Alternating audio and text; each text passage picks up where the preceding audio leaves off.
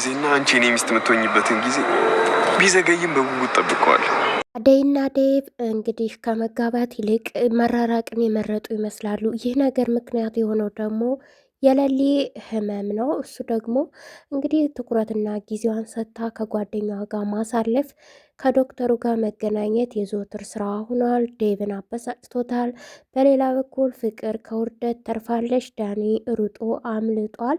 ሰላም ጤና ይስጥልኝ። በአለም ዙሪያ ያላችሁ ውድ የቻናሌ ተከታታዮች ሰላም ፍቅር ለእናንተ ተመኘሁ። ለቻናሌ አዳዲስ የሆናችሁ ሰብስክራይብ በማድረግ አበረታቱኝ።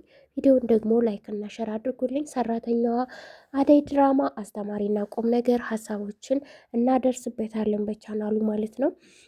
ፍቅር እንግዲህ ማንም በሌለበት በሩን ከፍታ ድንገት ዳኒ ገብቶባት ነበር ወደ ቤት። ምን ታደርጋለህ ውጣ ብትለውም በግዳጅ እሷን ሊያወራት እንደሚፈልግ ይነግራታል። ወደው ተከታትላ እናቷ ነበረች መታ የግቢ በር ያንኳኳችው። ወዴት ማድረግ እንዳለባት ግራ ስለገባት ያው እንግዲህ ወደ ክፍሏ ደብቀው እንደነበር እናስታውሳለን። እናቷም ወደ ክፍል ስትሄድ እንግዲህ በዛ ቤት ውስጥ እሱንም ደብቃ እንዲሁም ሄለንንም ወስዳ አስቀምጣት ነበረ። ሄለን በጣም በፍርሃት ውስጥ ነበረች። ነገር ግን ግቢ በሩን ስከፍት የምኝታ ክፍሉን ሄለንን ስታገኛት ለምን እዚህ ሆንሽ በማለት ትጠይቃታለች። ፍቅር እዚህ ቆይ ብላኝ ነው በማለት ትመልስላታለች። ለምንድን ነው ብቻሽን እዚህ ምዘጋሽ በማለት ይዛት ሄዳለች።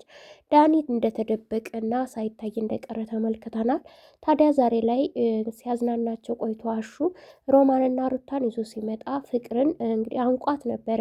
ተናግርሻለሁ የሚል ነገር አልተናገርኩም እኔ ወዴትም ምንም ነገር አላልኩም ስትል እኛ ደግሞ አስገድደንሽ አይደለም ፈቅደሽልን እንደምትሰሪ ነግረሽን የወጣ ነው ሲል እናትየዋም ደርሳ ነገሩን ጠይቃቸው ነበረ። ምንድን ነው ስትል ምንም እንግዲሁ ነገር ዝም ብላ እያቀሳሰረች ሲሏት ፍቅር ልጄ ምንም አላለችኝም ትላለች። ታዲያ ፍቅር ግራ ገብቷታል። ሁሉም ሲመጡባት የተደበቀው ዳኒ ይታይብኛል ብላ ሰግታለች። እናትየዋ ለምንድነው ልጅቷን በክፍልሽ የዘጋሻት እንደ ማስተናገድ እዚህ ሳሎን አስቀምጠች ስትል በጣም ደንግጣ ሌላስ ምን አየሽ ስትል ማለት ሌላ ምን ያለው ብላለች። በቃ በጣም አቅነዝንዟት ነበረ መሆን የምትግራ ገብቷት ነበረ አይታዋለሽ ብላ ስላሰበች። ታዲያ ሩታ የት ናት ብላ ስጠይቅ ወደ መኝታ ክፍል ማረፍ እንደፈለገች እና ልተኛ እንደሄደች ስትነግራት ወደው ተከታትላ እንግዲህ ሄዳ እንግዲህ ሩታም ደንግጣ ነበር። ልጁን ስታየው ለመጮህም ማስባ እንዳትጮህ አድርጓታል ዳኒ። ይዛት ወደ ወታ ምክንያቱን ለምን እንደመጣ ልታስረዳት ብትሞክርም ከሰማቻት በኋላ ለትዬ ነው ከአንዳንድ መናገርን አስባ ስትጣራ የነበረው። እንግዲህ ለሊና አደይ ደግሞ ከሕክምና መልስ ዶክተር መንገድ ላይ አግኝተውት ሊሸኛችሁ ብሎ በመኪናቸው እስከ ቤት አድርሷቸው ሲመለስ ዴቭ አግኝቷቸዋል። ዴቭ ስልክም ስላልተመሰለት በጣም ተናዶ ስለነበር ይች ልጅ ምንድን ነው እንቅስቃሴዋ በማለት ማንም የሚሸኛችሁ ይህ ባለመኪና ማን ነው ሲል ጠይቋል። አደይ ማን በማለት ለመናገር እንኳን ግራ ብትጋባም ተደናግጣ ነበረ። ነገር ግን ለሊ የራይድ መኪና ነው ደግሞ የሕክምና መሄድ ስለነበረብኝ አብራኝ ሄዳ ነው ለምን ትናደዳለ ስትል ለምን አልናደድ ጊዜ እኮ ልትሰጠኝ አልቻለችም እፈልጋታለሁ ብቻዋን ብሎ እንግዲህ አደይ ላይ በጣም ጮሆባታል ዴቭ ዛሬ ላይ። የእሷን መልስ አልተሸማቀቀችም፣ አልፈራችም። አሁን ላይ ለአንተ ጊዜን ሳይሆን ምሰጥህ ጓደኛዋ ለለሊ እንደሆነ እንደታመመች፣ ስለዚህ የእሷ ነገር ከኛ ጉዳይ በላይ ሊያንገበግበና አንተም ልታስብ የሚገባ ልታግዘን የሚገባ ነገር ነው ብላ መልሳለታለች። እሱ ግን የእሷ መታመም እኔና አንቺን እዚህ ደረጃ ላይ ያደርሰን ነው ወይ? ይህ ሰበብ አይሆንም ሌላ ምክንያት ካለች ሲል አደይ ሌላ ምክንያት እንደሌላት እየነገረችው ነው። እኔ እዛ ድረስ ገጠር የተንከራተትኩት አንቺን ለማግባት ቤተሰቦችን ለማሳመን እንጂ ልዝናና አይደለም ሲልም ተናግሯታል። እባክህ ተረጋጋ፣ ተረዳኝ፣ ሁሉም ነገር ቀስ ብሎ ይሆናል፣ ልትረዳኝ ይገባል እያለችው ነው። እሱ ግን ከዚህ በላይ እንዴት ነው የምረዳሽ በሚል በጣም ተበሳጭቶባታል። ምክንያቱም ለሱ ጊዜም እየሰጠችው አይደለም። አሁን ላይ እንግዲህ አድንቆቷን መልካምነቱም የማረካት ዶክተሩ ለሊን ዶክተር በጣም እንደ ቤተሰብ ነው ደስ የሚል ሰው ነው ስትል ወደድሽው ብላታለች። እንደወደደችውም እየነገረቻት ነበር። ጉድ ተሰራ ዴቭ ተበላ ብለናል። እንግዲህ ዶክተሩም ሙሉ ለሙሉ አይኑን አደይ ላይ አሳርፏል። ሊያወራት የፈለገም እርግጥ ነው ፈልጓል ማለት ነው። ሌላው ስልኩን ተዘርፎ ነበር በዳይመንድ አማካኝነት። አሯሩጦ ግን ይዞታል። ዳይመንድም ስልኩን መልሶለታል። ለምንድነው ይህን ስራ የምትሰራው ብሎም ጠይቆታል። አንተ ማነት ሲልም እኔ ዶክተር ነኝ ብሎታል።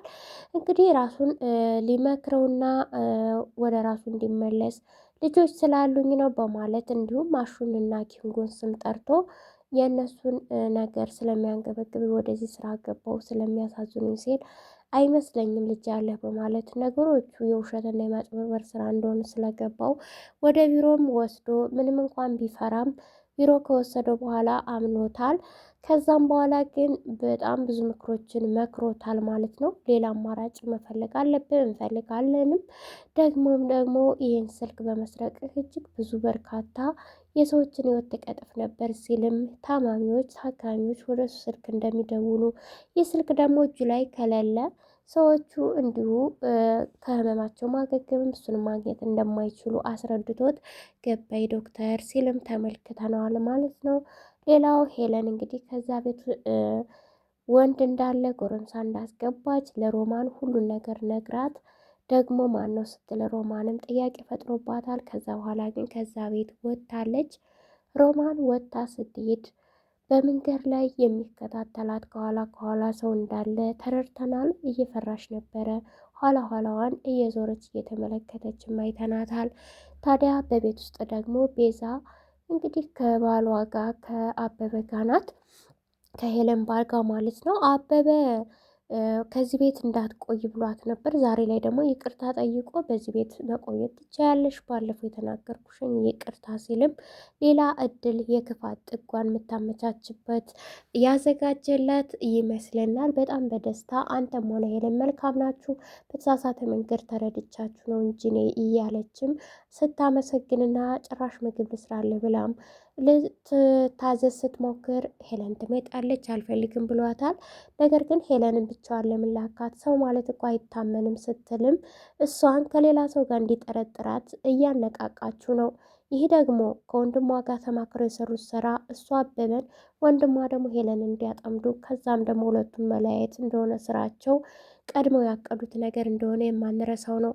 እሱ ግን ሄለንን ባይጠረጥራትም ሆን ብላ ከወንድሟ ጋር ካጣመረች በኋላ መንገዱን እያመቻቸች እሱ ከእሷ ጋር እንዲያት ልታደርግ ያቅዳለች። ስለዚህ የአበበ መልስ ሄለንን እውነት አምኖ ጠርጥሮ ሊቀበላት ይሆን? በእርግጥ የቤዛንም ክፋት ምናልባት ከነ ዳይመንድ ሊሰማና ስህተቱን ቶሎ ሊያርመው ይችላል ብለን እናስባለን። አድማጭ ተመልካቾቼ በዛሬው ክፍል ይህን አይተናል። ቀጣይ ክፍልስ ምን ሊከሰት ይችላል? እንግዲህ ፍቅር ከውርደትም ድናለች ዛሬ ላይ። እንግዲህ ቀጣዩ ደግሞ እውነታው ይወጣል። እናትየዋ አምና ትቀበላለች? ይህም ሌላ ጥያቄ ነው። ሰብስክራይብ እያደረጋችሁ ላይክ እና ሸር በማድረግ ቤተሰብ ሁኑ። ላለው አመሰግናለሁ።